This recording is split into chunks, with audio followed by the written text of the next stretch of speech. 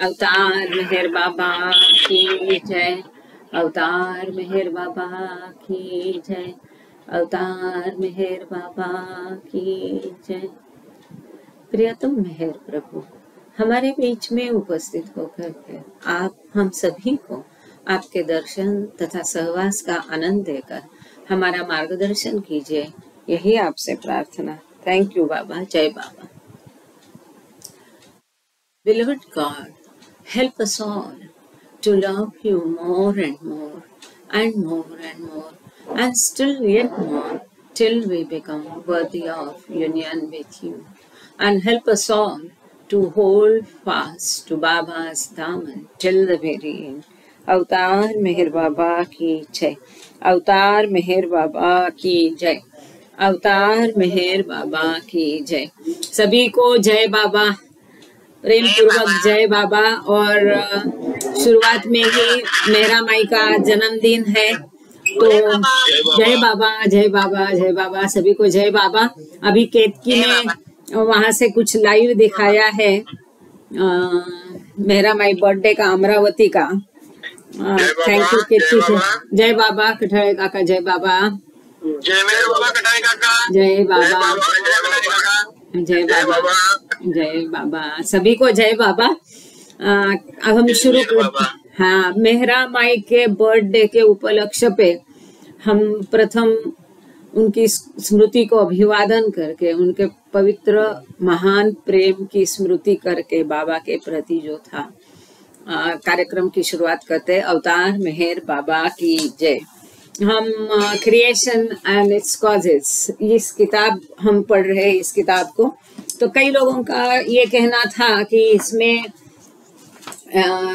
Mehrabad में जो गतिविधियां उस समय में चल रही थी, जैसे कि मेहराश्रम खोलना, प्रेमाश्रम, हजरत बाबा जान हाई स्कूल की स्थापना, ये सब उन्होंने इसलिए दिया कि ये लेक्चर किसको बाबा ने दिए, किन हालात में दिए, उस समय वहां पर क्या चल रहा था, इसका एक सभी का हमें अंदाजा आने के लिए ये सब बैकग्राउंड दिया है। और इस बैकग्राउंड के उपलक्ष्य में हम जब ये आगे अब थोड़े ही पेज के पश्चात मेन इसके लेक्चर शुरू होंगे, तो उसके संदर्भ में हम जब लेक्चर पढ़ेंगे तब उनका अधिक हमें फायदा होगा, अर्थ समझ में आएगा। एक ही मिनट, मैं थोड़ा ईयरफोन लगा देती हूँ ताकि बाहर की आवाज आपको नहीं आए और मेरी आवाज आप सुन पाए। यहाँ हम पिछले बार रुके थे पेज नंबर 24 में, हम बीच में ही एक जगह रुके थे। हमने अभी तक देखा कि कैसे स्कूल के लिए कैसे कैसे नियम बनाए, छोटी मोटी चीजों को बारीकाई से ध्यान में देकर वो भी अंदरूनी जो नियम है वो भी कैसे बनाए, और शिक्षा के अलावा एक मनुष्य के अंदर उत्तम गुणों का विकास कैसे हो ताकि वो अपने मूल स्वरूप को देख पाए, इस पर कैसा ध्यान दिया जाता था, संस्था का स्वरूप कैसा दिया, ऐसी कई सारी चीजें हमने यहाँ पर देखी। उसका कैसा यूनिफॉर्म क्या था उनका, हम ये देख रहे थे कि उन बच्चों का दिनक्रम क्या था। तो सवेरे जल्दी वो उठ के अर्ली इन द मॉर्निंग बाबा का नाम, बाबा ने जो बताया था उस तरह से जो ईश्वर के 7 नाम है उसको वो 10 मिनट तक दोहराते थे।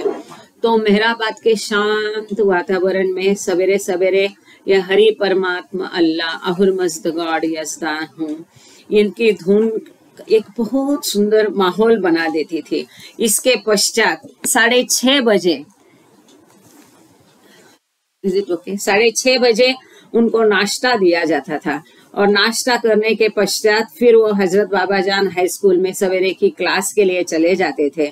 और वहां पर जो उनका कुछ अभ्यास क्रम दोनों का कॉमन था वो कर करके फिर उनको एक लेसन था आध्यात्मिक शिक्षा पर। उसमें कई सारे मंडली जन, उनके टीचर्स, मास्टर्स उनको अवतार, विभिन्न अवतारों के बारे में और इसकी जानकारी देते थे। विभिन्न भाषी ग्रुप के लिए उनके भाषा में जो सदगुरु रहे थे, जैसे मराठी भाषी है तो उनको ज्ञानेश्वर, तुकाराम, रामदास आदि के बारे में, गुजराती स्पीकिंग ग्रुप है तो उनको उपासनी महाराज के बारे में, ऐसा सब उनको जानकारी इसके बारे में दी जाती थी। यहाँ तक हम पिछले बार रुके थे। आगे हम पढ़ते हैं। The school provided them with the books and other study materials. तो स्कूल उनको किताबें और बाकी जो शिक्षा के लिए जरूरी सामान था वो उनको उपलब्ध करा देता था। At noon they trekked back up the hill for lunch. हमने देखा कि सवेरे नाश्ता करने के पश्चात ये सारे बच्चे उतरकर नीचे जाते थे लोअर मेहराबाद में हजरत बाबाजान हाई स्कूल के बच्चों के साथ अपनी कुछ जो कॉमन सब्जेक्ट की पढ़ाई करने के लिए, जो कि भौतिक विषयों की, भौतिक शिक्षा की पढ़ाई थी। फिर दोपहर में ये सारे बच्चे वापस टेकड़ी पर, टीले पर या हिल पर चढ़कर चले जाते थे और वहां पर अपना दोपहर का खाना खाते थे। Part of the afternoon was spent in homework. इसके पश्चात कुछ दोपहर का हिस्सा उनको अपना होमवर्क करने के लिए उनको समय दिया जाता था। जस्ट आफ्टर द मेहर आश्रम had opened in May, several of the Mandali had stocked the ashram library with a genuinely excellent book collection, subdivided into the categories religious, spiritual, historical, romantic, and miscellaneous, with books a comparatively rare resource in those days. तो जैसे मेहर आश्रम खुल गया तो उसके तुरंत पश्चात मई महीने में हियरिंग एड में हियरिंग एड ला के दे दो प्लीज। मई महीने में मेहर आश्रम खुलते ही मई महीने में कई सारे मंडली जनों ने क्या किया कि वहाँ की जो लाइब्रेरी थी वहां पर कई सारी किताबें लाके रख दी उन्होंने, लाइब्रेरी में स्टॉक रख दिया और अच्छी अच्छी एक्सेलेंट किताबों का वो कलेक्शन हो गया और उसमें विभिन्न कैटेगरीज के प्रकार की किताबें थी, जैसे कि धार्मिक है, आध्यात्मिक है। देखो धार्मिक और आध्यात्मिक दोनों अलग है। धार्मिक है, आध्यात्मिक है, ऐतिहासिक है, रोमांटिक भी उसमें था। इस विविध प्रकार के किताबों से उन्होंने वो लाइब्रेरी खचाखच भर दी। ये किताबें कहाँ से आई? खरीदने नहीं पड़ी, बल्कि मंडली जनों ने अपनी तरफ से वो लाइब्रेरी को दान दे दी। और ये उस समय में, उस जमाने में ऐसी किताबें एक दुर्लभ साधन हुआ करती थी, जो कि आजकल किताबों का भी हम देखते हैं कि आसानी से उपलब्ध हो जाती है, उसकी जानकारी हो जाती है गूगल के माध्यम से। सॉफ्ट कॉपीज भी उपलब्ध होती है, ऑनलाइन भी आप खरीद सकते हैं। पर उस समय में वैसे ही किताबें दुर्लभ थी, दुकानें दुर्लभ थी और किताबों की जानकारी, तो ऐसी किताबें उनको वहां पर लाइब्रेरी में रखी गई।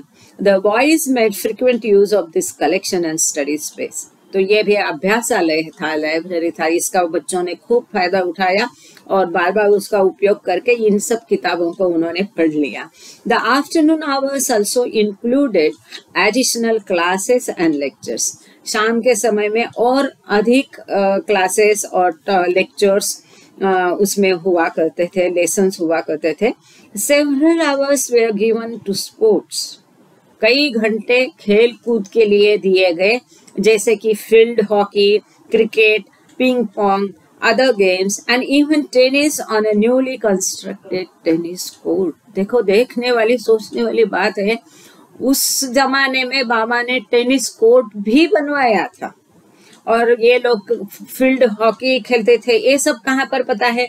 अभी हम एमपीआर से लेके समाधि तरफ जो आते हैं तो उस बीच में जो मैदान पड़ता है, जो कि समाधि की पीछे की तरफ है, पश्चिम की तरफ है, मतलब नॉर्थ वेस्ट साइड में जो मैदान है वहां पर ज्यादातर खेल कूद का वो मैदान रहा था और वहां पर बच्चे क्रिकेट खेलते थे। पिंग पोंग मतलब टेबल टेनिस, जो कि बाबा का पसंदीदा खेल था, और बाकी सारे गेम खेलते थे। और नया जो टेनिस कोर्ट बनाया था तो उसमें टेनिस भी खेला करते थे। एट 6 PM दे एट सपर। देखो, 6 बजे रात का खाना खाते थे। कितने? रात, शाम को 6 बजे। हम भी ऐसा दिनक्रम रखेंगे तो सेहत के, तबीयत के कई सारे मामले सुलझ जाएंगे।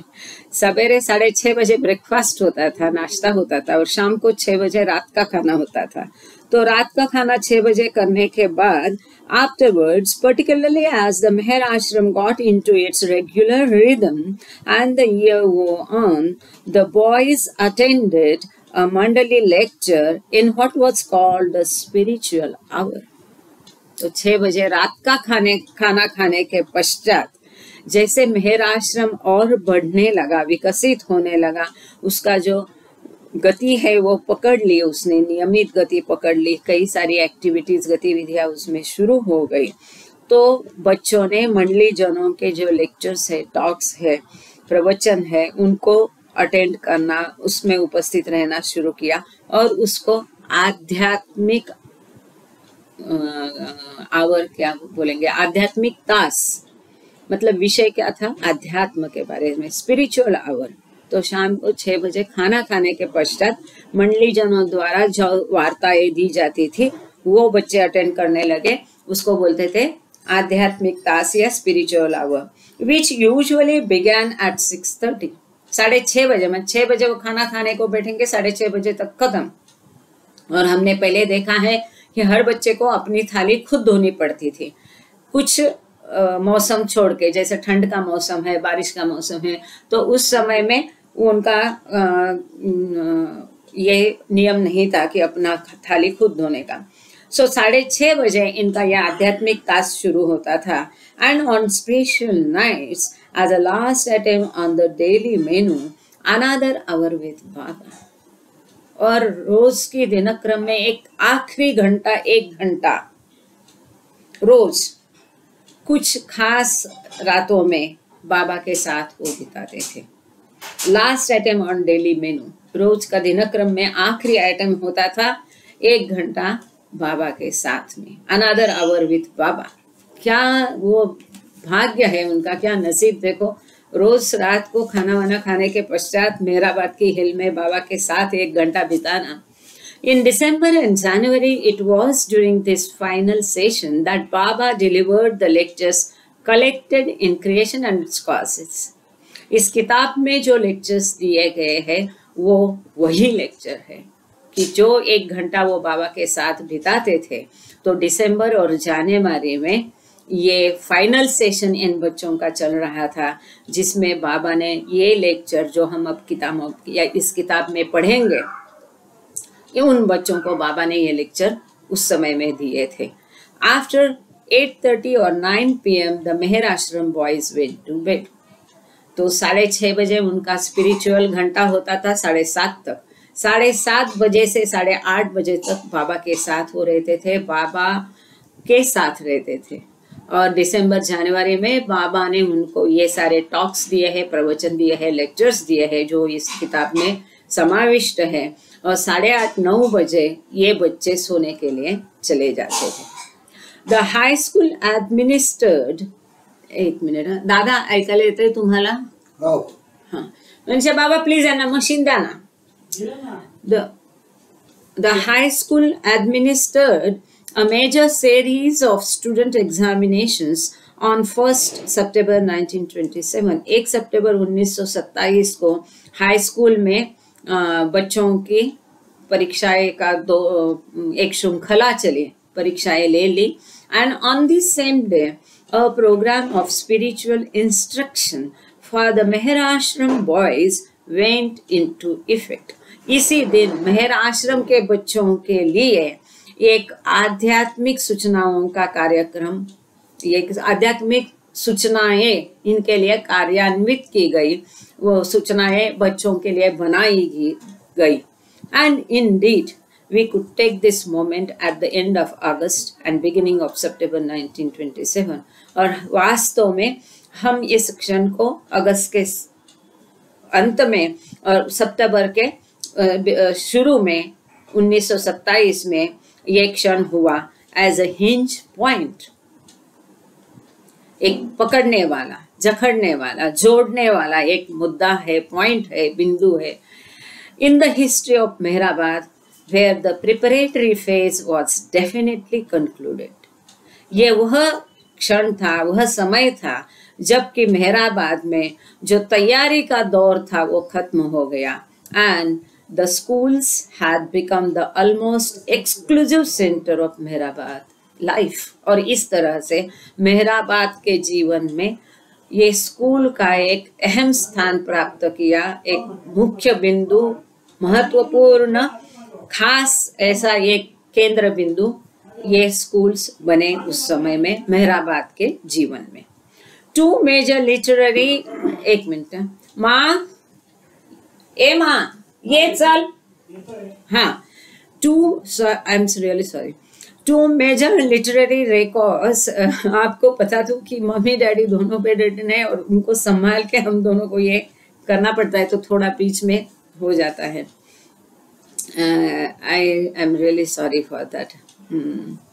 End of August, Mehrabad were the preparatory. Two major literary records of the preceding Mehrabad years, the combined diary and tiffin lectures, were both brought to an end almost on the same day. इसी दिन जो महत्वपूर्ण दो literary या साहित्य विषयक record थे, जो कि कंबाइंड डायरी और टिफिन लेक्चर्स, जो दोनों महत्वपूर्ण ये मेरा बच्चा आजा आजा, अभी कैसा घुमा, इधर से उल्टा लाना चाहिए था।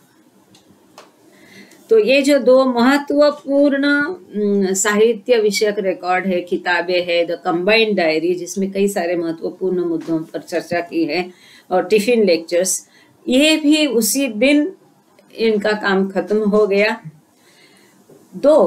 अब यहाँ एक 5 नंबर का फुटनोट है, उसको हम पढ़ लेते हैं। मेहराबाद के शुरू के दिनों के ये महत्वपूर्ण रिकॉर्ड है, कंबाइंड डायरी और टिफिन लेक्चर। तो टिफिन लेक्चर को हमने पढ़कर खत्म किया है, आप सब लोग उसको जानते हैं। एक 5 नंबर का नोट इसमें दिया है। The last entry in the combined diary is dated 31st August 1927. जिस दिन ये बाबा ने उन बच्चों के लिए नियम, सब कुछ बाबा तैयारी से, प्लानिंग से, पूरी योजना के साथ कर रहे थे। ऐसा ही हफाजतस मैनर में कुछ भी नहीं हुआ है।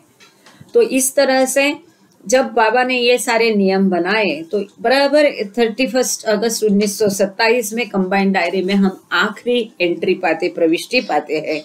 While tiffin lectures concludes with its talked dated 30th August 1927, जबकि टिफिन लेक्चर का आखिरी जो लेक्चर है या प्रवचन है वो 30 अगस्त 1927 का है। बराबर उसी दिन दोनों लिखना बंद हो गया, और उसी दिन बाबा ने इन बच्चों के लिए कुछ ऐसे नियम बनाए जो कि आध्यात्म विषयक नियम थे।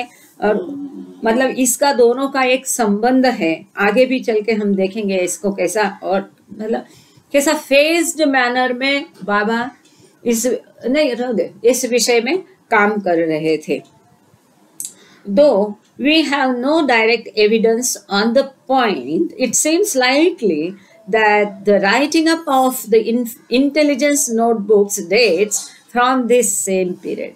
हालांकि हमारे कुछ पुख्ता सबूत नहीं है, परंतु ऐसा लगता है कि इसी समय में जो इंटेलिजेंस, इन्फिनिट इंटेलिजेंस भी हमने पढ़कर मतलब इसका हमने पोस्ट किया था, हमने पढ़ा नहीं था, लेकिन महेंद्र धांद्रे उसका जिम्मेदारी लिए थे। और इसी का जो ग्रुप है हमारा बुक रीडिंग का व्हाट्सएप ग्रुप, तो इसी व्हाट्सएप ग्रुप में, बुक रीडिंग ग्रुप में इन्फिनिट इंटेलिजेंस पूरा पोस्ट कर चुके हैं हम लोग। कई लोगों के पास अभी भी उसका रिकॉर्ड शायद उपलब्ध होगा, उसको संभाल के रखना। तो इसी दिन से जब बच्चों के लिए नियम बनाया आध्यात्मिक, उसी दिन ये जो साहित्य विषय जो भी काम बाबा का चल रहा था, इस साहित्य विषय में not literature at such but आध्यात्मिक साहित्य जो महत्वपूर्ण है, उसी इस अवतार काल के शुरू के दिनों का महत्वपूर्ण कार्य, जब बाबा ने कई सारी चीजें उन समय उन चीजों की नींव डाली, जैसे कि शिक्षा है, शिक्षा में आध्यात्म का समाविष्ट करना है, जात धर्म पंथ भेद, ये भेद मिटाना है, बच्चों के लिए एक अच्छी शिक्षा, खाना, सेहत विषयक सब गतिविधियां उपलब्ध कराना है। मंडली जनों में भी एकता की भावना को बरकरार करके उसको बढ़ाना है। एक कई सारी चीजों जो है एक साथ में हम जैसा देखते हैं कि बाबा कई फ्रंट पर कार्य कर रहे थे। एक ही कार्य के जरिए कई चीजों की उपलब्धि बाबा पा रहे थे। तो उसी समय में ये तीनों जो मतलब शिक्षा विषयक या किताब विषयक जैसा हम कह सकते हैं, तो ये तीनों जो बुक्स है उस समय में उनका कार्य खत्म हो चुका। दो भी हम अच्छा ये हमने देख लिया। In September 1927, Khurshid Irani one of अच्छा और एक महत्वपूर्ण उसी समय हुआ। In September 1927, Khurshid Irani, one of Baba's close women disciples, finished the writing out of a collection of Baba's ghazals and artis.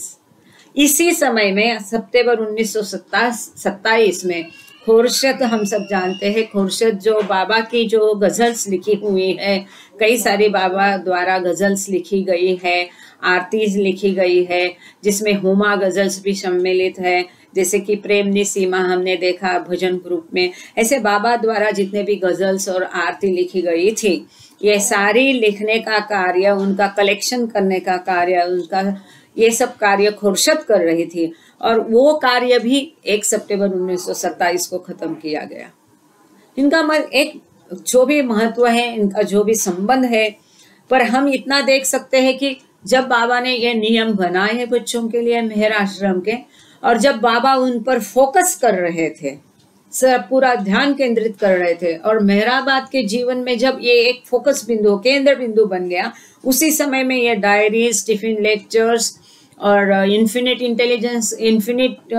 Intelligence notebooks और खुर्शीद द्वारा लिखा गया, ये चारों बुक का लिखना उसी समय बंद हो गया। देखिए, हाँ, all of this literary wrapping up of loose ends, which was probably prompted by Baba's own directives, seems to signal an awareness that an epoch had come to an end and the projects connected with it needed to be sorted away and laid to rest. ऐसा लगता है कि ये सब जो है बाबा की आज्ञा से, बाबा के संदेशों से, बाबा के कहने पर ये सब खत्म किया गया था, ऐसा प्रोबेबली बोला है, ऐसा लगता है। और जो भी है, बाबा के आज्ञा के बिना, उनके अनुमति बिना कुछ भी कार्य तभी कभी भी किया गया नहीं था। सो इसलिए उन्होंने जो भी प्रोबेबली लिखा है, तो ये सारा जो किताबों का जो कार्य खत्म कर दिया गया, ये बाबा के कहने से किया होगा। और ये सब एक महत्वपूर्ण कालखंड की तरफ इशारा करता है, और एक महत्वपूर्ण signal and awareness that an epoch had come to an, एक महत्वपूर्ण कालखंड खत्म हो गया। एंड उसके रिलेशन में, उससे संबंधित जो भी प्रोजेक्ट्स थे, जो भी चल रहे थे, जैसे कि combined diary, intelligence diaries, tiffin lectures, ये इन सबको एक विश्राम दिया गया। Meanwhile, the Meher Ashram on Mehrabad Hill was finding its own life rhythm, increasingly protected and separated from the pulse of life in the village below. इसी दौरान, इसी समय में मेहराबाद हिल पर जो मेहर आश्रम था, वो अपना एक जीवन गति पकड़ रहा था, गतिक्रम पकड़ रहा था, और अधिक फोकस में उनकी जोरदार गतिविधियां, वहाँ का काम जोरदार चल रहा था। वहाँ का वातावरण अधिकाधिक सुरक्षित और एकांत ऐसा किया गया था, जिसको कि सेक्लूडेड किया था। जो अरणगांव विलेज है, देहात है, उसका जो एक जीवन क्रम है, उस जीवन से उसका कोई संबंध नहीं रखा गया था, और उससे उनको एकदम एकांत में, अधिकाधिक एकांत में लाया गया था। By September, more than 100 boys were enrolled. सितंबर तक 100 से ज्यादा बच्चों का दाखला किया गया। The branch ashram down the hill continued for a time as a boarding facility for general students and a station for the waiting of new Meher Ashram candidates in their first month. देखो हमने पहले ही देखा था कि जो भी बच्चा आता है उसे मेहर आश्रम में दाखिल करने के पहले 1 महीना तक उसको अच्छे से ग्रूम किया जाता था, उसको प्रशिक्षित किया जाता था और देखा जाता था, उसको ऑब्जर्व किया जाता था, उसकी निगरानी भी की जाती थी और उसका परीक्षण भी किया जाता था। उसके पश्चात यदि ऐसा लगा कि ये बच्चा मेहर आश्रम में दाखिल करने लायक है तो ही उसे मेहर आश्रम में दाखिल किया जाता था, नहीं तो या तो उसे वापस भेजा जाता था या तो उसको हजरत बाबाजान हाई स्कूल में तब डाला जाता था। तो ये जो काम किया जाता था उसकी एक अलग शाखा थी जिसे कहते थे ब्रांच आश्रम। तो ये 22 सितंबर ब्रांच शाखा, एक शाखा थी मेहर आश्रम की, वह एक उपशाखा थी, बाद में उसको बंद किया, उसका जिक्र आगे आएगा। The branch ashram down the hill continued for a time as a boarding facility for general students.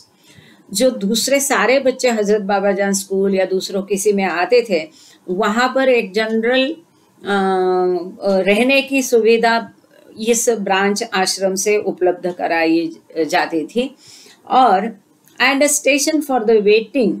और जो मेहर आश्रम के कैंडिडेट्स है, उम्मीदवार है, बच्चे हैं, उनके लिए एक ये स्टेशन था, वहां पर उनका जायजा लिया जाता था, वेटिंग रूम थी।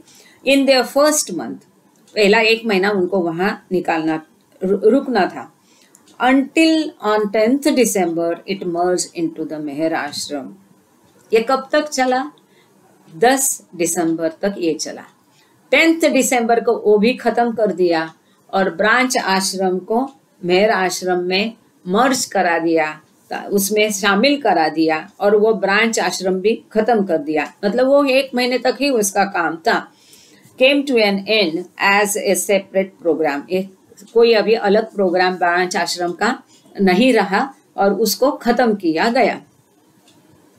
Gradually, the Meher Ashram boys were segregated more and more to the point where, in a rule seriously brought into the effect in November, they were not permitted even to talk to the boys of the high school। धीरे धीरे धीरे मेहर आश्रम के बच्चों को इतना एकांतवास दिया गया, सेक्लूजन दिया गया, इतना उनको अलग कर दिया गया और एक इतना गंभीर नियम बना गया कि वो नवंबर में नियम बना गया। ये हमने पहले देखा था कि जिसके अंदर हाई स्कूल के बच्चों के साथ भी बोलना इन बच्चों को मना कर दिया गया था। बाबा उनको एक ऐसा एटमॉस्फेयर, वातावरण दे रहे थे जो बिल्कुल ये बाहरी दुनिया से दूर था, अलग था, भिन्न था। इस दुनियादारी की गंदगी उन तक नहीं पहुंचे, इसकी पूरी खबरदारी बाबा ले रहे थे। क्यों? क्योंकि उस मेहर आश्रम का मुख्य केंद्र या स्थापने का बिंदु, मुख्य उद्देश्य ही था कि आध्यात्मिक शिक्षा। तो आध्यात्मिक शिक्षा में उनकी प्रगति या विकास करने हेतु जो भी जरूरी था उसकी एक जरूरत समझकर बाबा ने उनको ऐसा एटमॉस्फेयर दिया था। Through all these various steps and measures, Baba was creating on the crown of the hill a protected environment and a highly rarefied atmosphere, ripe for the spiritual outbursts that revolutionized Meherabad at the end of the year।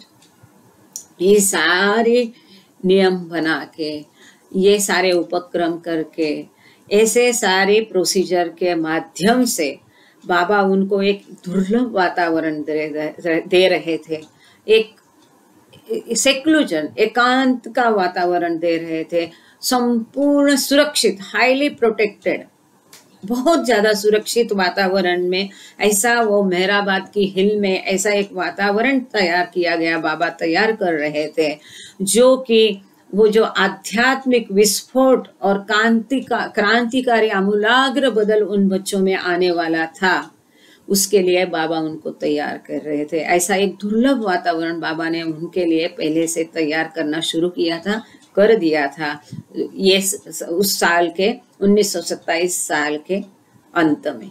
मतलब कितना care लिया गया है बाबा ने, और कैसा सुंदर तरीके से, और फिर भी फास्ट, कितने थोड़े अवधि में कितने सारा कुछ चल रहा था वहां पर। ये सामान्य दुनिया की समझ के बाहर है। यहाँ तो मतलब स्कूल का परमिशन में 4-4, 6-6 महीने, 1-1 साल बीत जाता है। चलो आगे एक महत्वपूर्ण टॉपिक यहाँ पर शुरू हो रहा है, Baba's lectures and the love craze on Meherabad hill, जो बहुत सुंदर है। ऐसा प्रेम जो उन बच्चों ने पाया, इसका एक छोटा सा झलक, इतना सा कण, इतना से पार्ट भी हमें मिल जाए तो अच्छा है।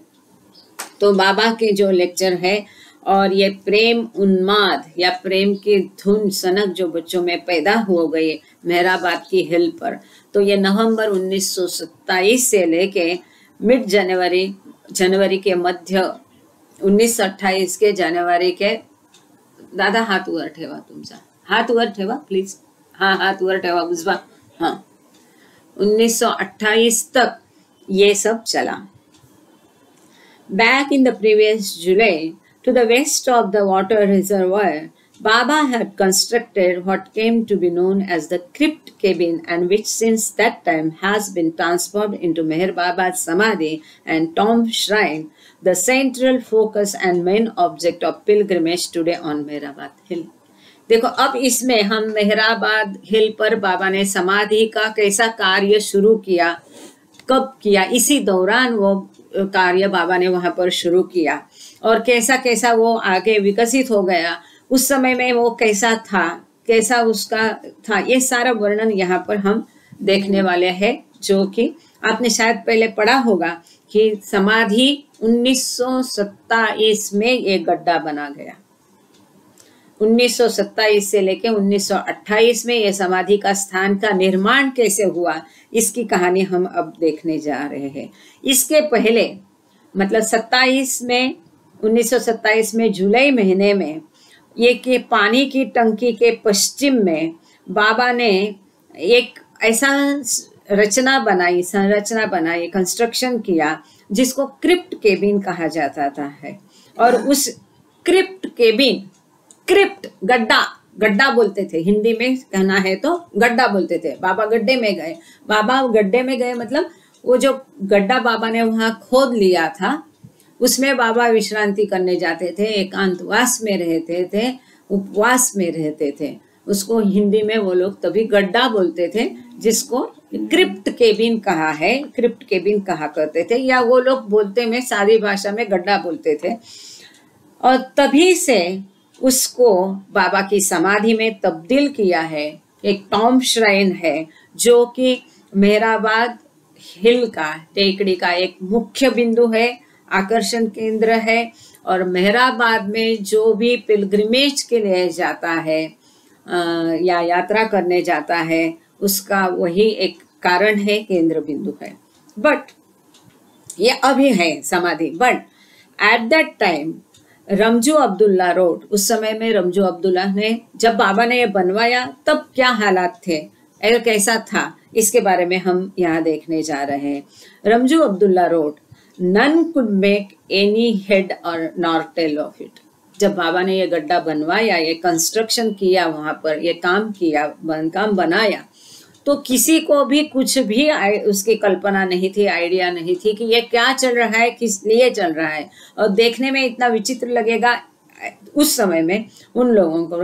इस प्रकार से उसका काम था। वो कैसा था, इसका सुंदर वर्णन नीचे किया है, जो अपने नगर के सामने की उस समय में क्या हुआ होगा वो हम समझ सकते हैं। तो रमजू अब्दुल्ला ने अपनी डायरी में इसका वर्णन किया है। और जब ये बनाया तब किसी को पता नहीं था कि ये किस लिए बनाया है, ये क्या है। तो रमजू अपनी डायरी में इसका वर्णन करके लिखते हैं, ये जो खास बांधकाम था, स्ट्रक्चर था, संरचना थी या इमारत थी, वो कैसी थी, तो इसका वर्णन रमजू करते हैं। Ramjoo describe this peculiar structure thus: about 6 feet in length, equally deep underground, and 4 feet in breadth, with a small flight of stairs, just sufficient for a single person to pass through this crypt-like place At a time, it was solidly built in lime and stone and resembled a still safe. कैसा था ये? 6 feet का लंबा था ये गड्ढा, जमीन के नीचे 6 फीट वो गहरा था और वो चौड़ाई में 4 फीट था और छोटी छोटी सीढ़ियां उसके बाजू में थी। एकदम छोटी सीढ़ियां थोड़ी सी थी, इतनी ही थी कि जिसमें से एक व्यक्ति उसके नीचे जा सके, वो गड्ढे में जा पाएगा, इतनी ही वो सीढ़ियां थी। और ये कैसा गड्ढा बना था? ये पत्थर और चूने से बनाया गया था। इस गड्ढे को पत्थर और चूने से। हम 31 जनवरी 1969 को क्या हुआ, 7 फरवरी को क्या हुआ, हम देखते हैं। उसमें ये वर्णन है कि बाबा ने उसको पूरा बंद किया था, क्योंकि बाबा उसमें बैठते थे, सोते थे, एकांतवास उपवास बाबा ने उसमें किए थे। तो जब बाबा की बॉडी वहां पर लाई गई बाद में 1969 में, तो एरेज को और बाकी लोगों को उसको गड्ढे को पूरा खोद कर ये करना पड़ा, क्योंकि वो पत्थर और चूना से उसको बनाया गया था और एक स्टील के अलमारी जैसा ये दिखता था। देखो, तभी उनको मालूम नहीं था कि ये समाधि बनने वाली है। बाबा ने जो काम कैसा कराया उसका वर्णन रमजू ने किया है और किसी को भी पता नहीं था, भनक नहीं थी कि ये क्या चल रहा है। इन प्ले अब जो ये गड्ढा है, आप समाधि का चित्र नजर के सामने लाओ, आपको काफी सारी आइडिया आ जाएगी। अब ये जो गड्ढा है उसके बराबर ऊपर उसको कवर कर दिया था। वो कैसा कवर किया था, आगे पढ़ते। In place of a roof a flat piece of wooden board was fixed over the top. एक लकड़े का एक पत्ता, मतलब फड़ी बोल सकते हैं, क्या बोल सकते हैं उसको, मराठी में तो फड़ी बोलते हैं, प्लैंक, मतलब लकड़े का एक ऐसा उसके ऊपर डाल दिया गया था। मतलब ये जमीन का अंडरग्राउंड छोटा रूम हो गया, मतलब जिसमें अभी बाबा का देह विश्रांति ले रहा है, उसको ऐसा बनाया था उस समय में कि उसके ऊपर एक लकड़े का ये डाल के उसको बंद कर दिया था। क्या बोलते हैं, वुडन बोर्ड गांगड़े सर है उसमें, और कोई बता सकता है जिसको, या मराठी, हाँ, कट्टा, हट्टा, हट्टा। Thank you Rekha ji. रेखा जी ने बोल रहे हैं कि एक लकड़े का हट्टा उसके ऊपर डाल के उसका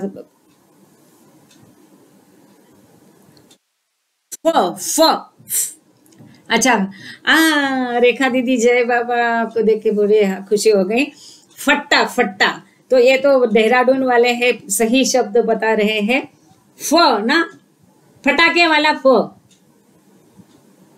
हाँ, तो एक लकड़े का फट्टा उसके ऊपर से डाल के उसको बंद कर दिया गया था। बंद मतलब इसका वो गड्ढे का ये लकड़े का फट्टा कवर था या रूफ था, छत था, जहां पर अभी हम ये संगमरमर का ये देख रहे हैं, है ना, संगमरमर का जो अभी पत्थर है जिसका, उसकी जगह पर वहां पर लकड़े का एक फट्टा डाल के बंद उसको किया था, उसका छत था वो।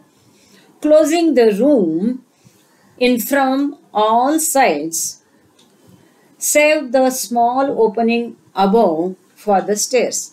तो इस तरह से ये जो गड्ढा था या खोली थी, इसको सब जगह से बंद किया था, केवल जिस तरफ छोटी सीढ़ियां पायदान रखे थे उसकी तरफ वो खुली थी। मतलब जहां हम मत्था टेकने के लिए बैठते हैं समाधि पर, मत्था टेकने के लिए, तो वहां अगर वो निकाला जाए पत्थर तो नीचे सीढ़ियां हम पाएंगे। तो उतना ही खुला रख के बाकी उसको बंद किया था, जैसा कि अभी संगमरमर से उसको बंद किया है। Immediately above this peculiar pit of a room, another was built of wooden scatlings, bamboo matting and iron sheets. ये छोटी रूम हो गई, मतलब इसको क्रिप्ट केबिन कहते थे या उसको गड्ढा कहते थे, मतलब जिसमें बाबा अभी विश्रांति ले रहे हैं। इसके तुरंत ऊपर दूसरी एक छोटी रूम बनाई गई थी और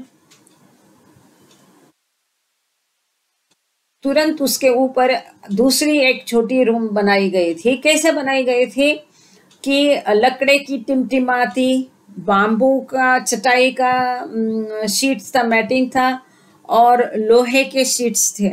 तो इनसे तो तभी ये बना नहीं था, ईंट पत्थर या चूने से ये बना नहीं था। केवल जो क्रिप्ट केबिन है ये पत्थर और चूना से बना था। लेकिन जो ऊपर का रूम है वो केवल चटाई का जो है बाम्बू मैटिंग और लोहे के शीट्स और लकड़े का जो है टिमटिमाती लकड़ियाँ, इनमें से ये ऊपर का रूम बनाया था। मतलब जिसको हम अभी समाधि बोलते हैं, जिसके अंदर हम आगे जाते हैं, वह room. This latter room was a bit more spacious than the crypt right below it. ये जो दूसरी खोली थी वो इसके बिल्कुल नीचे जो क्रिप्ट थी या गड्ढा था उससे थोड़ी स्पेशियस थी, जरा जगह थोड़ी उसमें ज्यादा थी। A door was fixed at one end. दक्षिण की तरफ एक दरवाजा था। A door was fixed at one end of this upper room for the attendants and visitors who were but seldom let in. देखो इस रूम को अंदर आने जाने के लिए निगरानी रखने वाले अटेंडेंट्स है, मेहमान है, इनके लिए ऊपर एक दरवाजा रखा था जो अब हम देख रहे हैं दक्षिण की तरफ वो दरवाजा है। और ऐसे मेहमान बहुत कम होते थे और ऐसा अंदर किसी को जाने ज्यादा नहीं दिया जाता था। The room had 3 other openings as window. ये गड्ढे के ऊपर, क्रिप्ट केबिन के ऊपर जो छोटी रूम बनाई थी वो थोड़ी स्पेशियस थी, जगह ज्यादा थी। उसमें एक दरवाजा था जो हम देख रहे दक्षिण की तरफ दरवाजा है। इसमें 3 खिड़कियां थी जो हम देख रहे हैं, एक पूरब की तरफ है, एक पश्चिम की तरफ है और एक खिड़की जो है ये उत्तर की तरफ खुलती है। The room had 3 other openings as windows. One of these was at the back overlooking the Riyazatgah or Sadhak Ashram, a set of 5 separate rooms, each one just large enough for a person to lie down comfortably. देखो अभी जो समाधि है इसके हम समाधि की तरफ मुंह करके खड़े होते हैं तो समाधि की राइट हैंड साइड में, मतलब कि शेड की तरफ में या तो दूसरी भाषा में पूरब की तरफ में, जहाँ मनी माई और बाकी लोगों की समाधि है, वहां पर पहले 5 छोटी छोटी रूम्स थी, खोलियां थी, जिसके ऊपर टिन का पतरे का छत था और एस्बेस्टॉस या इस तरह का मतलब एक रहता है, उससे ये तात्कालिक रहता है, उससे ये खोलियां बनाई गए थे। और ये 5 खोली को साधक आश्रम कहा जाता था।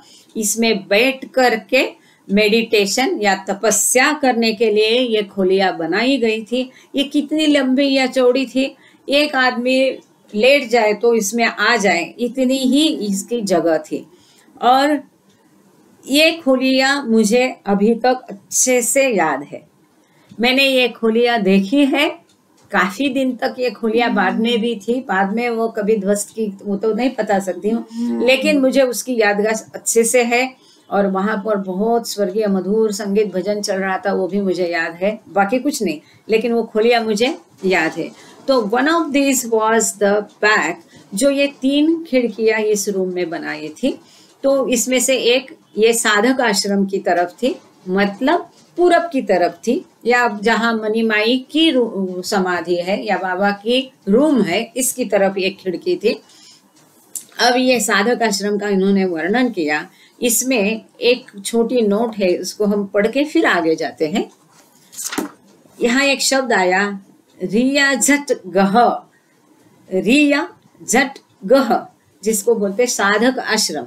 अब यहाँ पर इसका एक्सप्लेनेशन उन्होंने दिया है। रियाजत means training, disciple, religious exercise. रियाजत इसका अर्थ है प्रशिक्षण, शिस्त, शिक्षा या धार्मिक एक्सरसाइज, धार्मिक एक्सरसाइज। एंड गह मीन्स प्लेस, GAH, गह इसका अर्थ है जगह, धार्मिक प्रशिक्षण की जगह या धार्मिक एक्सरसाइज, कसरत। धार्मिक कसरत मतलब क्या? तपस्या या मेडिटेशन, इसकी जगह। Thus, a place of spiritual exercise और डिसिप्लिन, आध्यात्मिक एक्सरसाइज या तो शिस्त की जगह। साधक is a spiritual aspirant and दस साधक आश्रम डेसिग्नेट्स एन आश्रम फॉर सीकर्स। हम ये समझते हैं, हमको भारतीय लोगों को ये समझाने की जरूरत नहीं कि साधक क्या है, आश्रम क्या है, तो ये साधक आश्रम का उन्होंने अर्थ यहाँ बताया है। द रिमेनिंग 2 विंडोज, हम क्या देख रहे हैं? क्रिप्ट केबिन, समाधि का स्थान, और उसका ऊपर का कैसे बना, उस समय कैसा बना, उस समय क्या स्थिति थी और उसको क्या कहते थे। उस समय किसी को भनक नहीं थी कि ये समाधि बनने वाली है, वो बाबा ने बाद में उसको बताया है। बाकी 2 जो खिड़कियां थी, where in the front overlooking the Meher ashram, its playgrounds and the rest of the premises connected with it. अब यहाँ थोड़ी गड़बड़ है। मेहर आश्रम वास्तव में जो पानी की टंकी है या जिसको मेहर रिट्रीट बोलते हैं, वहां पर था, तो वहां पर नहीं कह सकते हैं। प्लेग्राउंड बोले तो पीछे था या आगे भी हो सकता है। तो ये दूसरी खिड़की वास्तव में एक पश्चिम में थी, एक उत्तर में है, जो हम अभी भी देख सकते हैं। पर यहाँ पर ऐसा लिखा है कि एक खिड़की जो है वो मेहर आश्रम और उसका खेल कूद के मैदान के तरफ, बाकी जो प्रीमाइसेस है उसकी तरफ खुलती थी। One of these was enclosed with wire netting for the master to look through when he retired into the upper room. तो बाबा ज्यादातर नीचे गड्ढे में या क्रिप्ट केबिन में रहते थे, पर वहां से जब आराम करने के लिए ऊपर वो आते थे, अपर रूम बोला है इसको, जहां पर बैठ के हम दर्शन लेते हैं। यहाँ आजकल वहां अंदर बैठ के मेडिटेशन करना मतलब ध्यान धरना या बैठना मना है, पर अंदर बैठकर हम बैठते थे, तो उसको अपर रूम यहाँ कहा गया है। ऊपर वाली जो खोली है, तो ऊपर वाली खोली में जब बाबा आकर के आराम करते थे, तब बाबा इस खिड़की से बाहर देखते थे और दूसरे लोगों से बात करते थे, क्योंकि बाबा सेक्लूजन में थे, एकांतवास में थे। And the others served the main purpose of enabling him to appear before the disciples. और जो तीसरी खिड़की है, यहाँ पर रमजू बोलते हैं कि इस खिड़की के द्वारा बाबा उनके जो शिष्यगण हैं उनके साथ संवाद साधने के लिए वहां पर आते थे। बच्चों के साथ कुछ बात करनी है तो विजिटर्स कुछ है, मेहमान कुछ है, तो उनके साथ कुछ बात करनी है, तो उनके लिए उनको कांटेक्ट करने के लिए बाबा इस खिड़की के माध्यम से, खिड़की से उनसे कांटेक्ट करते थे। क्योंकि आगे आया है, पर फिर मुझे लगता है 6 महीना बाबा अंदर एकांतवास में थे इस रूम में।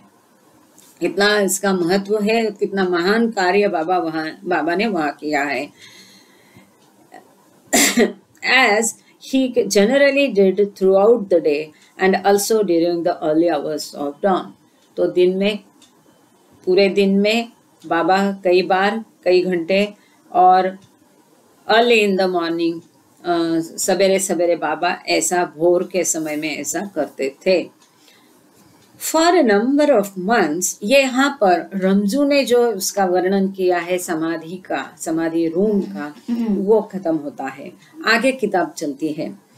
For a number of months after its construction the crypt cabin served as Baba sit on the hill. जब इसके निर्माण हो गया तो ये क्रिप्ट केबिन एक बाबा का स्थान, बाबा का सीट वहाँ करके कई महीनों तक हिल पर, टीले पर इसने कार्य किया, क्योंकि बाबा उसी पर बैठते थे। Even though he was still sleeping the nights at Lower Mehrabad near the धुनी, इसके निर्माण के पश्चात भी रात को बाबा फिर भी लोअर मेहराबाद में धुनी के पास अपनी रातें गुजारते थे। यूजुअली ही, धुनी के पास मतलब या तो ये यहाँ पर दिया नहीं है, पर मैं अनुमान लगाती हूँ कि उस समय बाबा वो किताब भी लिख रहे थे, सीक्रेट बुक, और वो जो लकड़े का टेबल है बड़ा, हम देखते हैं धुनी के पास, धुनी और बाबा की रूम जो है नीचे लोअर मेहराबाद में, जहाँ बाबा ने मौन शुरू किया था, इसके बीच में की जगह में जो लकड़े का टेबल रखा है, तो शायद वहां पर बाबा सोया करते थे, या बाबा की झोपड़ी में बाबा सोया करते होंगे। Usually he would trek up the hill in the early afternoon and spend several hours in the Meher ashram. साधारणतया बाबा शाम के समय में टीले पर, टेकड़ी पर, मेहराबाद हिल पर चले जाते थे और कई घंटे वो मेहरा आश्रम में बिताया करते थे। But as time went on, increasingly his sit in the crypt cabin became the hub of Meherabad hill. पर जैसे जैसे समय चलता गया जाता गया तो उनका ये जो स्थान है क्रिप्ट केबिन का, वह मेहराबाद के जीवन का एक केंद्र बिंदु बना, मुख्य बिंदु बना। जैसे जैसे आगे समय चलता गया तो बाबा ज्यादातर वो क्रिप्ट केबिन में ही पाए जाते थे। उनका यह स्थान जो है वो मेहराबाद के जीवन का केंद्र बिंदु, मुख्य बिंदु बन गया। On 9th November, Baba began to fast on liquids, no solid foods, but just a flask of coffee with milk once a day. 9 नवंबर को बाबा ने उपवास शुरू किया और वो केवल द्रव पदार्थ लेते थे, कोई भी घन पदार्थ, सॉलिड फूड नहीं लेते थे और दिन में केवल एक फ्लास्क, एक जो फ्लास्क या थर्मस रहता है उसमें दो कप कॉफी आती थी, तो केवल एक कॉफी का एक फ्लास्क दिन में एक ही बार बाबा कॉफी पी के बाबा ने 9 नवंबर को ऐसे कड़क उपवास शुरू किए। और वो कॉफी की हकीकत भी हमें पता है कि महिला मंडली उसमें 2 कप कॉफी डाल के देती थी। जो बच्चा वो कॉफी लेके जाता था उसको पहले दिन प्यास लगी तो आधे रास्ते में वो खोल के आधा कॉफी पी लिया और फिर वो रोज ऐसा करता था, आधा कॉफी पी जाता था और आधा ही बाबा को पहुंचा जाता था। मतलब बाबा ने केवल 1 कप कॉफी दिन में लेकर के बाबा ने कई महीनों तक उपवास किया। This fast continued for 5.5 months। 5.5 महीने बाबा ने यहाँ कड़क एकांतवास और उपवास किया। केवल 1 कप कॉफी पी के ऐसा बंदिस्त रहना, मौन रखना और इतनी सारी गतिविधियां, क्या हालत होती होगी। पर यह सब बाबा ने किया हम सब के लिए। Spanning the entire period of the eruption of the love craze at the turn of the year and subsequent creation of the Prem Ashram, ये सारा पूरा वही समय है, कालावधि है जबकि ये प्रेम का उन्माद बच्चों में हुआ और जब समय खत्म होते, साल खत्म होते तक, और बाकी प्रेम आश्रम जब बना उस समय की ये सारी गतिविधियां या उस समय का ये सब बाबा का कार्य है कि बाबा ने एकांतवास किया, उपवास किया। वही समय है जब बच्चों में प्रेम का उद्रेक किया, वही समय है कि जब प्रेम आश्रम की स्थापना की गई। ये सब एक दूसरे से इंटरलिंक्ड है। On 28th December, about 6 weeks into his fast and 3 weeks into the course of lectures that make for the main subject of this book, Baba began actually to sequester himself full time in what Ramju called this peculiar lockup, sleeping in the vault below, the same place where his body lies today। Sentence और भी लंबा है पर हम यहाँ रुक कर इतना समझ लेते हैं। पहले 20 दिसंबर को बाबा करीब 6 हफ्ते हो गए थे उनके उपवास को, और बाबा जो लेक्चर्स या प्रवचन बच्चों को दे रहे थे उसको 3 हफ्ते हो गए थे। ये ऐसे प्रवचन जो कि इस किताब का जो हम पढ़ रहे, क्रिएशन एंड इट्स कॉजेस, इस किताब का मुख्य विषय है, वो लेक्चर दे के 20 दिसंबर को 3 हफ्ते हो गए थे। बाबा का उपवास स्टार्ट करके 6 हफ्ते हो गए थे।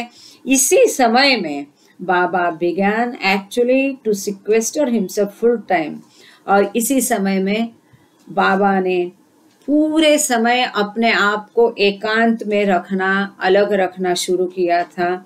और जो ये खास दिखने वाले लॉकअप कहते हैं, यहाँ पर रमजू ने शब्द यूज किया है पिकुलियर लॉकअप।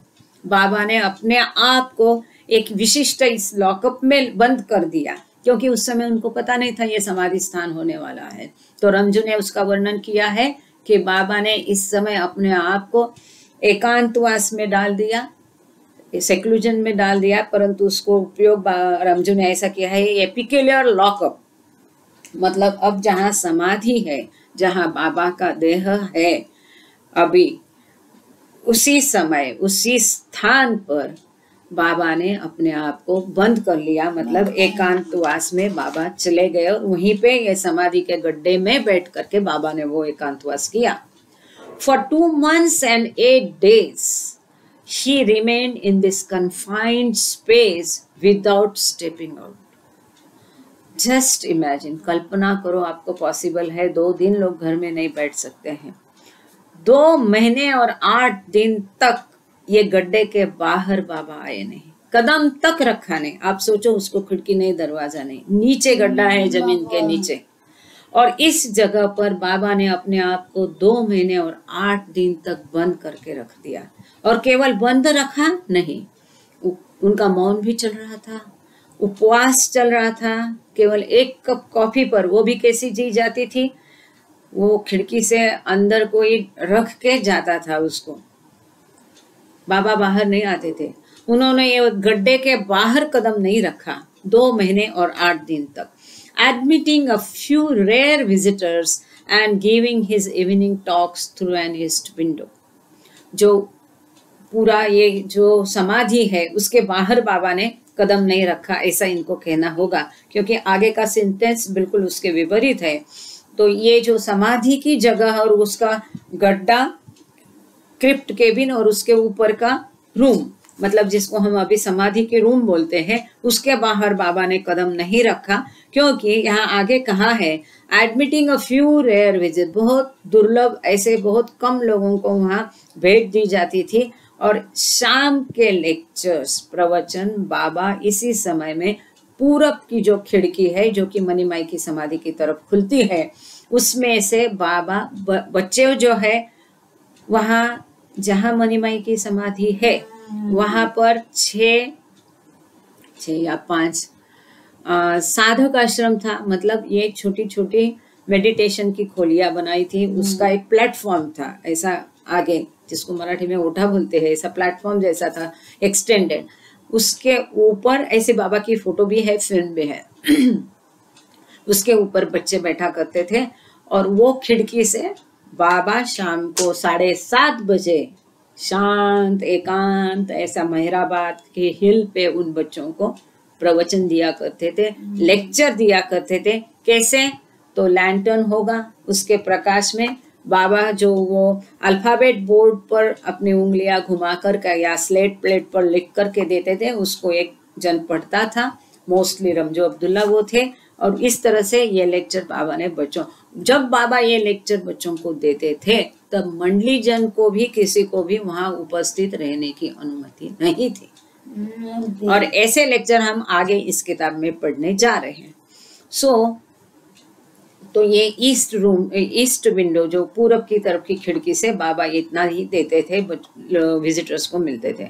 बाबा ने 2 महीने और 8 दिन तक इसके बाहर कदम नहीं रखा। Though the methods of Baba's inner work remain invisible to us, it is hard not to speculate on a possible connection between the austerity that Baba was subjecting his own body to and the mood of purity and spiritual exaltation that began to show its visible effects among the boys. हालांकि बाबा ने इस तरह से जो भी कार्य किया है हम उसको समझ नहीं पाते, देख नहीं पाते, हम कभी उसका अंदाजा तक नहीं रखा सकते, वो हमसे अदृश्य रहा। फिर भी इसके ऊपर हम यह अनुमान लगा सकते हैं कि बाबा ने जिस तरह से अपने शरीर को कष्ट दिए और जिस तरह से वो एक पवित्रता का वातावरण वहां रख रहे थे, वह और आगे आश्रम के बच्चों में जो भी उसके परिणाम हमको दिखाई देने पड़ते हैं और जो भी आध्यात्मिक उन्नयन उनमें हो गया, उन्नति उसकी हो गई, इसके बीच में डेफिनेटली कुछ कनेक्शन संबंध था, इसका हम अनुमान लगा सकते हैं। बाबा ने इतने कष्ट अपने आप को दिए क्योंकि उन बच्चों का आध्यात्मिक प्रगति बाबा करना चाह रहे थे, ऐसा यहाँ पर इनडायरेक्टली बोला। और वो केवल वही बच्चे नहीं थे, परंतु वो ऐसे बच्चे थे कि जिसके बारे में हम पहले भी पढ़ चुके हैं कि ये बच्चे एक विशिष्ट ग्रुप को, समुदाय को प्रतिनिधित्व कर रहे थे। पूरे संसार के इस एज ग्रुप के बच्चों का ये बच्चे प्रतिनिधित्व कर रहे थे। एंड इंडीड, अब यहाँ पर एक सुंदर चित्र है, उसको देख करके फिर हम आगे बढ़ेंगे। आप सब लोग भी इसका आनंद लीजिए, बड़ा सुंदर है। कई बार हमने व्हाट्सएप ग्रुप में या कई माध्यमों में, फेसबुक में इसको देखा भी है, तो आप देख सकते हैं। अरुणा जी, रेखा दीदी, इसको आप देख सकते हैं। हाँ, तो बाबा देखो ऐसा था, जो समाधि है पहले तो इस तरह क्या था कि यहाँ पर ये बाम्बू मैटिंग हम देखते हैं, कंस्ट्रक्शन नहीं था जिसके अंदर हम आजकल दर्शन लेते हैं। ये जो प्लेटफॉर्म जो मैं कह रही थी कि साधक आश्रम बाबा के पीछे देख रहे हैं, ये आपजा जिसको हम ओटा बोलते हैं, रेखा दीदी बोल सकती है हिंदी शब्द, जो प्लेटफॉर्म है यहाँ पर पीछे ये साधक आश्रम की खोलियां थी। तो ऐसा ये प्लेटफॉर्म, हाँ जी, चबूतरा, थैंक यू गांगड़े सर। तो ये ऐसा चबूतरे पर बच्चे बैठते थे, और ये तो समाधि का स्थान है जो ऐसा बाम्बू मैटिंग से है। यहाँ बाबा खड़े हैं, और ये भाई सत्था जो है अहमदनगर के, उनके ऊपर छतरी पकड़ के खड़े हैं। एक सुंदर चित्र है ये।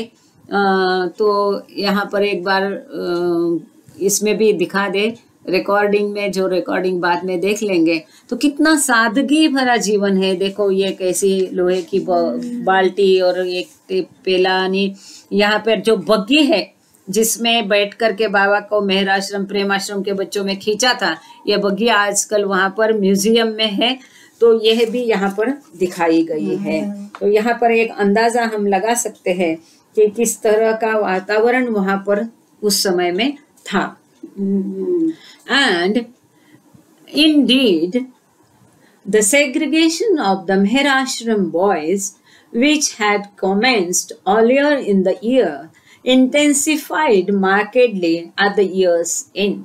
और वास्तव में इन मेहराश्रम को बच्चों को जो अलग किया था बाबा ने, जो कि इस वर्ष के शुरू में शुरू हुआ था, वो बाद में वर्ष के अंत तक और गहन हो गया, गहरा हो गया, और ज्यादा उनका एकांतवास, बच्चों का अलगत्व बढ़ गया। उनको और अधिक सुरक्षित और ऐसे वातावरण में, दुर्लभ वातावरण में बाबा लेके जाते थे। इस चित्र के बारे में यहाँ पर छोटी इंफॉर्मेशन दी है, जानकारी, उसको हम पढ़ के आगे चलेंगे। बाबा विथ नौसेरवान सत्था, उन्हीं को भाई सत्था बोलते थे ना, in front of the crypt cabin 1927-28. In the evenings, the Meherashram boys gathered on the platform to the left of Baba's evening lectures. ये बाबा के, मतलब बाबा के लेफ्ट में ये जो प्लेटफॉर्म दिखाया गया है जहाँ पर ये बैठा है कोई, तो यहाँ पर ये बच्चे जमा होते थे जहाँ बाबा उनको ये लेक्चर देते थे जो हम पढ़ने जा रहे हैं। तो वो बच्चों का जो एकांत है वो गहरा होने लगा। During the 4 days of the Diwali festival from 23rd to 26th October, the boys had been licensed for a glorious spree with sports and games, drama and other entertainments, a grand ceremonial bath for Baba, visits to Ahmednagar for the enjoyment of the Diwali lanterns and lights and other entertainments. बाबा का हमेशा रहता है, पहले अच्छा कुछ ये करते हैं तो उसके बाद में कोई कठिनाई जरूर आ जाती है। तो ठीक इसी प्रकार दिवाली के जो 4 दिन थे त्योहार के, 23 अक्टूबर से लेके 26 अक्टूबर को, तो बाबा ने बच्चों को अनुमति दी थी और बहुत सारा ऐसा खुला छोड़ दिया था। कई सारे गेम्स, खेल कूद, ड्रामा और बाकी मनोरंजन। एक बाबा को एक बहुत सेरेमोनियल बात, क्या बोलेंगे उसको, सेरेमोनियल बोले, रेखा दीदी गांगड़े सर बोलते जाइए थैंक यू। तो बाबा को एक समारंभ पूर्वक स्नान कराया गया बच्चों के द्वारा, और अहमदनगर की रोशनाई देखने के लिए, दिवाली की रोशनाई होती है, दिए जले जाते हैं, वो लैंप लगे रहते हैं, तो ये सब अहमदनगर के दिए और रोशनाई देखने के लिए और बाकी मनोरंजन के लिए उनको बच्चों को अहमदनगर को भी भेजा गया। अहमदनगर भी उन्होंने भेज दी। दिवाली के 4 दिन उनके लिए बाबा ने थोड़ा सा रिलैक्सेशन दिया था। But immediately after this, rules that had been created months earlier were brought into full force. परंतु इसके तुरंत बाद में जो पहले महीने में नियम बनाए थे उनको कार्यान्वित किया गया। The Meherashram boys were now not permitted to talk to the boys of the Hazrat Babajan High School. जो पहले महीने में नियम बताए थे उनको पूरे रूप से अभी जारी किया गया, और जो मेहराश्रम के बच्चों को अब हजरत बाबाजान स्कूल के बच्चों के साथ भी बोलने के लिए अनुमति नहीं थी। And the Meherashram teachers were forbidden to fraternize and even talk with the boys outside of class. यहाँ तक कि मेहराश्रम के जो टीचर लोग थे, शिक्षक लोग थे, उनको भी क्लास के बाहर, क्लास के दौरान के अलावा मेहराश्रम के बच्चों के साथ बात करने के लिए, उनके साथ कोई नजदीकियां बढ़ाने के लिए, कोई दोस्ती करने के लिए मना था। I'm sorry. मतलब जो क्लास में हो गया, बाकी बाहर ये शिक्षक तक मेहराश्रम के बच्चों के साथ बात करने के लिए उनको अनुमति नहीं थी। As Janji's diary relates, this restriction arose out of an ashram boy speaking and playing with another boy of Kai Khushro ashram, जो तभी द ब्रांच आश्रम कहा जाता था। During recess time, into bracket, Shri didn't desire that ashram boys should come in contact, in touch with any outsiders. ये नियम तब बनाया गया, चांद जी की डायरी में इसका जिक्र है, ये बंधन तब डाला गया जब आश्रम के एक बच्चों को कई खुशरू आश्रम या ब्रांच आश्रम, जिसको हमने देखा कि बाहर से आने वाले बच्चों को मेहर आश्रम में दाखिल करने के पहले 1 महीना निगरानी में और ऑब्जर्वेशन में, परीक्षण में रखा जाता था, वेटिंग कराया जाता था। तो बाहर से आने वाले ये बच्चों का जो ब्रांच आश्रम या उसको कई खुशरू उसकी देखभाल करते थे।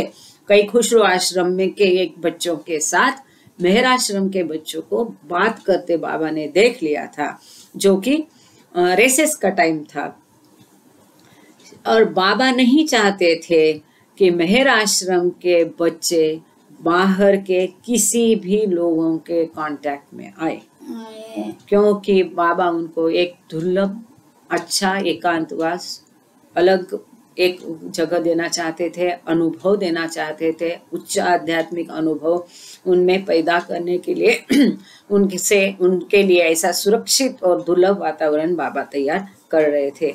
ऐसी एक हकीकत है कि जब ये मेहरामाई और ये लोग यंग थे और बाबा ने देख लिया था कि मेहरामाई, उसमें नाम भी है किसका, तो भी ये कौन सी किताब में पढ़ा हो तो याद नहीं मुझे, पर ऐसे ही किसी मंडली के साथ मेहरामाई को बाबा ने बात करते देखा था, और उसके तुरंत बाद बाबा ने मेहरामाई के ऊपर वो बंधन डाल दिए थे कि किसी से, जेंट्स से बात नहीं करना, उनको देखना नहीं, आवाज सुनना नहीं। तो ये है, लेकिन खुदा की बातें खुदा ही जाने, हमारी छोटी बुद्धि से वो काम नहीं लेना है। They must be in clean healthy spiritual atmosphere, undisturbed by any interference from outside, क्योंकि बाबा उनको एकदम स्वच्छ और अच्छे हेल्दी एटमॉस्फेयर में, आध्यात्मिक वातावरण में, बिना बाधा, उनका बाहर से कोई भी बिना बाधा हुए ऐसे एक आध्यात्मिक वातावरण बाबा उनको उपलब्ध करा देना चाहते थे। On 20th December, as Ramjoo writes, 20 दिसंबर में क्या हुआ वो रमजू अब्दुल्ला की डायरी में से यहाँ लिया गया है। क्या हुआ? The master passed another extraordinary order. Baba ने, मास्टर मतलब गुरु, बाबा ने एक असाधारण आज्ञा दी। क्या थी वो आज्ञा? All the boys in the institution must not even be touched with the hand by anyone, including the class teachers and the school and ashram authorities. अब ये देखो, छोटे छोटे बच्चे हैं, कई बार जरूरी होता है, परंतु 20 दिसंबर को, एक मिनिट, बाबा, दादा तुमच्या मागे बटन आहे, दादा तुमच्या मागे काळं बटन आहे, ते खाली करा म्हणजे एसी बंद होईल, तुम्हाला त्रास नाही होणार, खाली करा ते बटन, कारण माझ्याकडे रिमोट नाहीये बंद करायला. थांबा जरा, एवढं बंद करावं, एसी बंद करून एक ग्लास पाणी द्याल please. I am so sorry.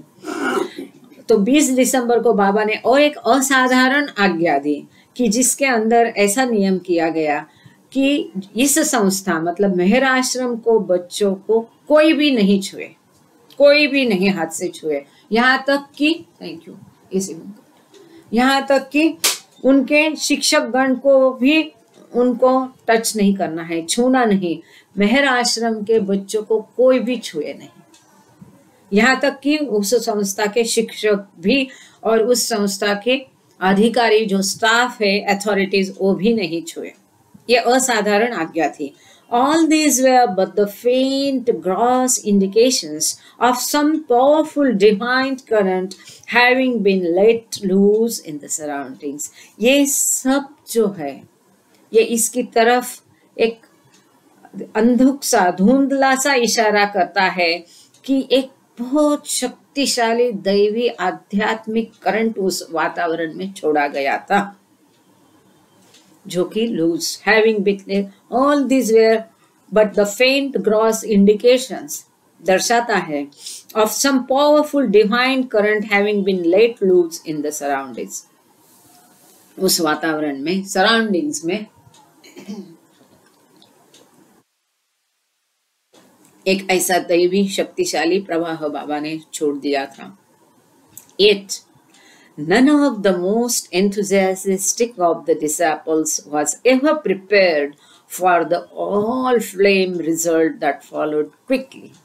ऐसा होने के बावजूद किसी भी मंडली को, किसी को भी भनक तक नहीं लगी, जो भी बहुत उत्साही शिष्यगण थे उनको भी इसकी कल्पना नहीं आई कि आगे तुरंत ही जो भी अभी एकदम ये लव क्रेज होने वाला है, प्रेम का उन्माद होने वाला है, ये जो ऑल फ्लेम, एक ज्योति जलने वाली है, जिसमें ये सब परावर्तित होने वाला है, इसके परिणाम रूप जो होने वाला है तुरंत ही, उसकी किसी को भी भनक तक नहीं थी. On 20th November 1927, Sayyid Ali, a 14-year-old Mughal boy, arrived at Mehrabad with his father Sayyid Haji Muhammad, seeking admission into the Meher Ashram. यह महत्वपूर्ण क्यों है? सॉब्स एंड थ्रॉप्स का हीरो आगा अली, सैयद अली मतलब इसी को आगा अली बोलते थे.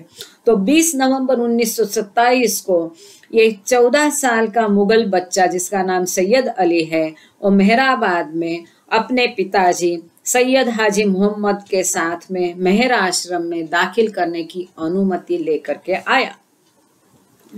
Though Baba at first rejected their petition, eventually he was persuaded, and Aga Ali, into bracket, as he was later known, joined the school, emerging in the next year as one of the most important players of the great Prem Ashram drama and the hero of Sobs and Throbs. तो जब ये अनुमति के लिए अपने पिताजी के साथ आया, तब शुरू में तो बाबा इसके खिलाफ थे. बाबा नहीं चाहते थे कि उसको दाखिल करा लिया जाए, परंतु बाद में बाबा को मनाया गया और आगे जैसा कि हम देखते हैं, आगा अली, सैयद अली को आगे बोलते हैं आगा अली, स्कूल ज्वाइन किया, दाखिल उसको स्कूल में कराया गया और अगले साल में प्रेम आश्रम का वो एक महत्वपूर्ण हिस्सा बन गया और सॉब्स एंड थ्रॉब्स का हीरो बन गया. जो भी सॉब्स एंड थ्रॉब्स का हीरो है, एक महत्वपूर्ण रोल उसने प्रेम आश्रम में निभाया. Indeed, अच्छा, टाइम को थोड़ा देखा जाए आज। अच्छा, ये थोड़ा सा खत्म करते हैं क्योंकि एक फ्लो बना रहता है। Indeed, as we shall see, Ali seems to have served as an archetype, and for several years, many of the key developments in Baba's work hinged on him. जैसा कि हम आगे देखते हैं कि कई सारे बाबा के महत्वपूर्ण कार्य या आगा अली से जुड़े हुए हैं, ये सैयद अली से जुड़े हुए हैं, और एक उसने एक प्रातिनिधिक रहा। ये आगा अली या सैयद अली एक प्रातिनिधिक रहा आगे के कई बरस तक। जो महत्वपूर्ण विकास थे, गतिविधियां थे, प्रगति थी, विकास थे, और बाबा के कार्य में जो विकास थे उससे उसको वो जुड़ा था और एक प्रातिनिधिक रूप में उसने कार्य किया। And now major developments began to move apace. अब महत्वपूर्ण जो विकास है ये जोरों से आगे होने लगी। Just a few days after Ali's arrival, सारे बाबा के आगे हम कई साल तक देखते कि कार्य या आगा अली से जुड़े रहे, और बाबा कहते थे कि आगा अली अभी वापस आएगा तो ये करेंगे, आगा अली नहीं आएगा तो हम आश्रम बंद करेंगे, जो कि बाद में हम देखते कि बंद हुआ।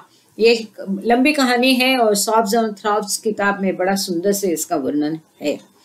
Just a few days after Ali's arrival, Baba began giving to the Mandali the series of discourses that have been collected in part 3 of this book. जैसे ये आगा अली आया, उसके आने के तुरंत 3 दिन पश्चात बाबा ने मंडली को महत्वपूर्ण प्रवचन देना शुरू किए, जो कि इस किताब के तीसरे भाग में सम्मिलित है। And in the last few days of November, he began to regularize the practice of lecturing to the boys in the West Tank room of the water reservoir starting at about 7:30 p.m. और बाद नवंबर के अंत के कुछ दिनों में बाबा जो बच्चों को, मेहर आश्रम के बच्चों को जो प्रवचन देते थे, टॉक्स देते थे, जो ये वेस्ट टैंक रूम है, मतलब जहाँ पानी की टंकी थी वहाँ उसको वेस्ट टैंक रूम बोलते थे, मतलब जहाँ अब म्यूजियम है, वहां पर हमने देखा कि वो बाबा बच्चों के लिए, मेहर आश्रम के लिए स्कूल, उनके क्लासरूम, उनका मीटिंग रूम, हॉल जैसा पर्पस सर्व करता था। वहां पर बाबा ने बच्चों को लेक्चर देना, वापस नियमित रूप से लेक्चर देना शुरू किया, और वो शाम को 7:30 बजे वो लेक्चर शुरू होते थे। कब हुआ ये? आगा अली आने के पश्चात वापस बाबा ने वो लेक्चर शुरू किए, नियमित रूप से शुरू किए। The last hour of the day before the boy went to bed, वो बच्चा सोने जाने के पहले और दिन का आखिरी घंटा ये बाबा के साथ होता था। कितना महत्वपूर्ण है ये। बाबा ने उनको केवल सुरक्षित वातावरण ही नहीं दिया, एक दुर्लभ आध्यात्म विकास के लिए सेक्लूडेड एकांत वातावरण ही नहीं दिया, परंतु दिन का शुरुआत होती थी हरि परमात्मा अल्लाह अहुरमस द गॉड गाने से, और दिन का अंत होता था 1 घंटा बाबा के साथ ये बच्चे बिताकर फिर सोने जाते थे। आप अनुभव करो, किसी भी दिन केवल सोने के पहले 1 घंटा केवल बाबा का विचार करो, बाबा का नाम ले लो, बाबा की फिल्म देखो, बाबा की किताब पढ़ो और सोने जाओ, और कैसा अनुभव होता है आपको देखिए। यहाँ ये बच्चे रोज 1 घंटा शाम का बाबा के साथ बिता के फिर सोने जाते थे। Since we have arrived now at the part of our story coinciding with the lectures printed in this book, the events of every day over the next 6 weeks become directly german to Baba's discourse. अब हम ऐसी एक point पर, ऐसे जगह पर आकर आए हैं, ऐसा एक पार्ट पर आया है कि जहां हमारी एक कथा मेल खाती है, ये किताब में जो लेक्चर छपे हैं उसके साथ ये कहानी मेल खाती है, जुड़ जाती है। ऐसे एक पॉइंट पर हम अब आ गए हैं।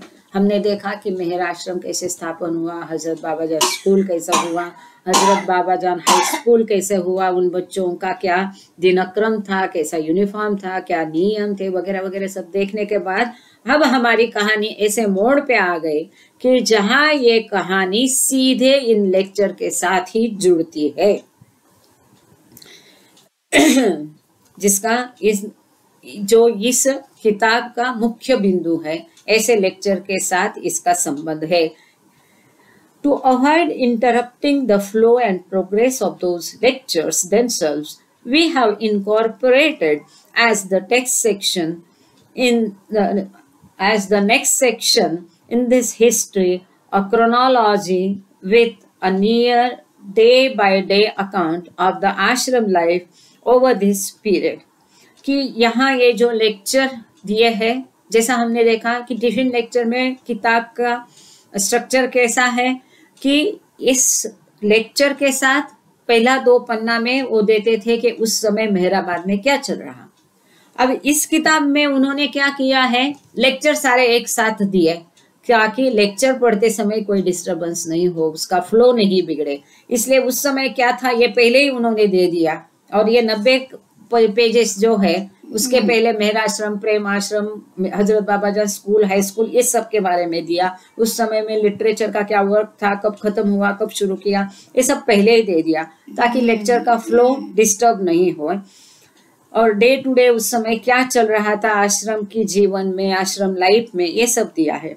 रीडर्स आर अर्ज्ड, यहाँ वाचकों को, पाठकों को उन्होंने विनती की है क्या, to bring this chronology into direct relation with the text of Baba's words। आगे जो हम बाबा के शब्द पढ़ेंगे तो ये जो कालानुक्रम है, घटनाक्रम है, इसको ध्यान में रख के हम आगे के लेक्चर पढ़े। मुझे परसों ही किसी ने बोला कि ये सारा इसके बारे में है इसलिए मैं इंटरेस्टेड नहीं हूँ, परंतु यहाँ वो बोलते हैं कि ये जो लेक्चर दिए हैं उनको हमको इस घटनाक्रम के साथ जोड़ के फिर वो लेक्चर को हमको पढ़ना है, ऐसे उनको।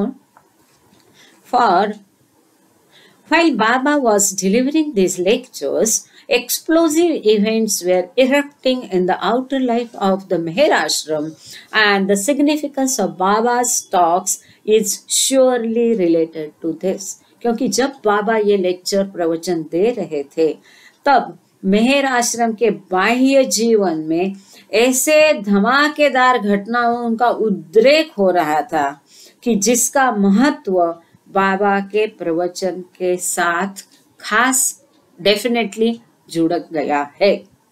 जब बाबा ये प्रवचन दे रहे थे तब मेहर आश्रम के बाह्य जीवन में ऐसे धमाकेदार उद्रेक हो रहे थे जिसका संबंध सीधे, मतलब बाबा ने लेक्चर दिया और बाद में बच्चों में क्या असर हुआ, इसलिए इन सब घटनाक्रम को हमको ध्यान में रखते हुए आगे वो लेक्चर हम पढ़ेंगे तो और भी मजा आएगा, ऐसा इस ये वर्ड पास का एडिटर का कहना है। अब यहाँ हम रुक जाते हैं आज के लिए। ये पेज नंबर 30 है और यहाँ पर एक सेकंड लास्ट प्यारा में हम रुके हैं। यहाँ से हम आगे अगली बार शुरू करेंगे। Thank you so much, thank you Baba, thank you all. आप सब लोग जुड़े इसके लिए आपके आज खास आभार।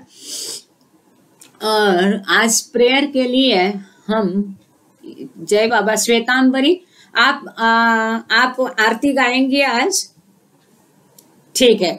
अब प्रेयर के लिए रेखा दीदी, आप बहुत दिन के, अच्छा उषा देवी जी का हैंड रेज है। जय बाबा, उषा देवी कुछ कहना चाहते हैं आप?